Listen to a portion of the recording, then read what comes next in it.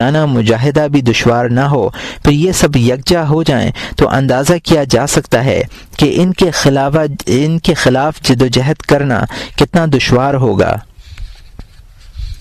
پانچویں آفت خصومت بھی ایک مذموم صفت ہے۔ یہ جدال اور مرا سے الگ ایک صفت ہے، کیونکہ مرا کہتے ہیں کسی کے کلام میں نقص پیدا کر کے طعن کرنا، اس طرح کہ اس طعن اور اظہار نقص سے متکلم کی تحقیر اور اہانت اور اپنی ذہانت اور ذکاوت کے اعلان کے علاوہ کوئی اور غرض وابستہ نہ ہو۔ اور جدال ان بحثوں کو کہتے ہیں جن کا تعلق مذاہب اور عقائد سے ہو۔ خصومت میں بھی جدال پایا جاتا ہے، لیکن اس جدال سے مقصود کسی کے مال یا حق پر قبضہ کرنا ہوتا ہے۔ خصومت میں کبھی اعتراض ہوتا ہے اور کبھی اعتراض نہیں ہوتا، جبکہ مرا اور جدال میں اعتراض ضرور ہوتا ہے۔ روایات و آثار میں خصومت کی مذمت وارد ہے۔ حضرت عائشہ رضی اللہ عنہا سرکار دو عالم صلی اللہ علیہ وسلم سے نقل کرتی ہیں، ان ابغض الرجال الی اللہ الا لدى الخصام۔ یہ بخاری کی حدیث ہے۔ اللہ کے نزدیک آدمیوں میں سب سے برا شخص وہ ہے جو بہت زیادہ جھگڑالو اور خصومت پسند ہو۔ حضرت ابو ہریرہ رضی اللہ تعالی عنہ سے مروی ہے کہ حضرت صلی اللہ علیہ وسلم نے ارشاد فرمایا، من جادل فی خصومت بغیر علم لم یزل فی سخط اللہ حتی ینزع۔ یہ ابن ابی دنیا کی حدیث ہے اور اس الاصفہانی کی۔ جو شخص علم کے بغیر کسی خصومت میں جھگڑا کرے گا وہ ہمیشہ اللہ کے غضب میں رہے گا، یہاں تک کہ اس جھگڑے سے الگ ہو جائے۔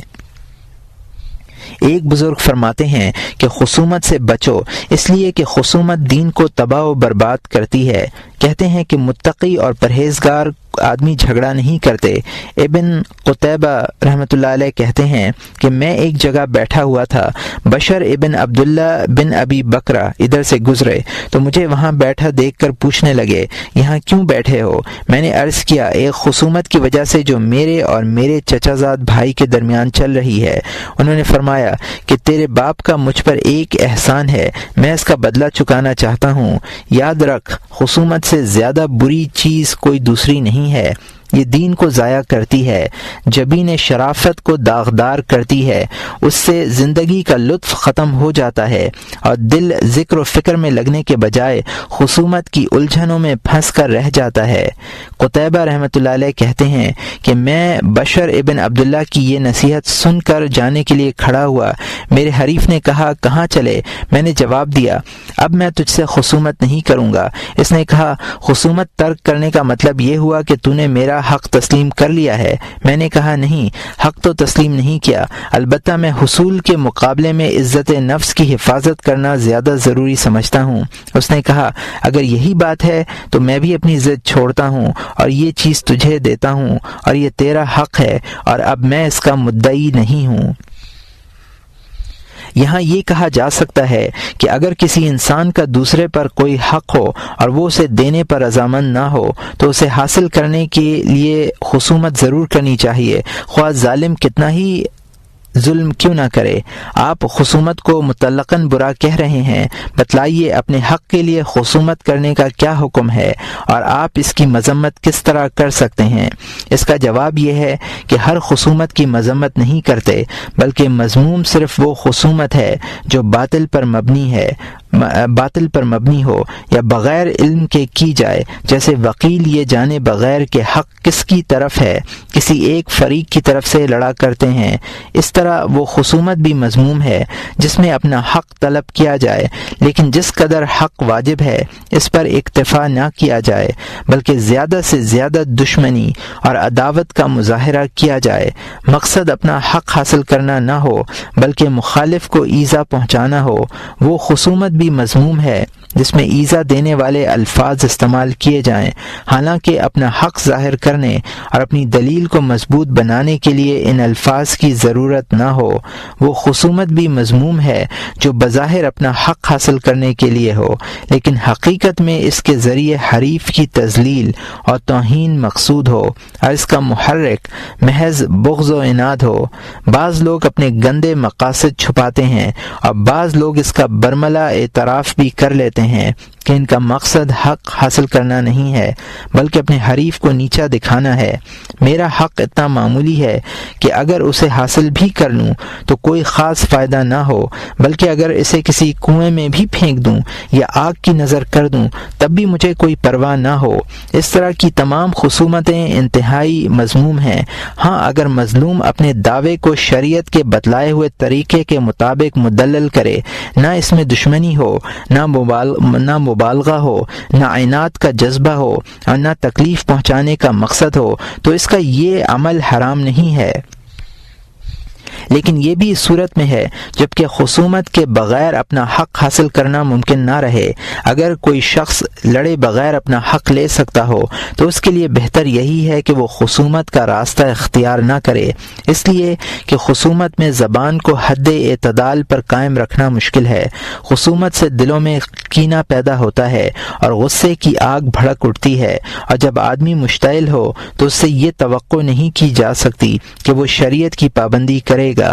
خصومت میں ایک مرحلہ وہ بھی آتا ہے جب وجہ خصومت ذہنوں سے نکل جاتی ہے اور دونوں فریقوں کے سامنے صرف ایک مقصد رہ جاتا ہے، اور وہ یہ کہ اپنے مخالف کو شکست دیں۔ اس کے لیے وہ ہر حربہ استعمال کرتے ہیں، ایک دوسرے کو تکلیف دے کر خوش ہوتے ہیں اور ایک دوسرے کی عزت کے تار و پود بکھیر دیتے ہیں۔ خصومت کی ابتدا کرنے والا ان تمام محرمات کا مرتکب ہوتا ہے۔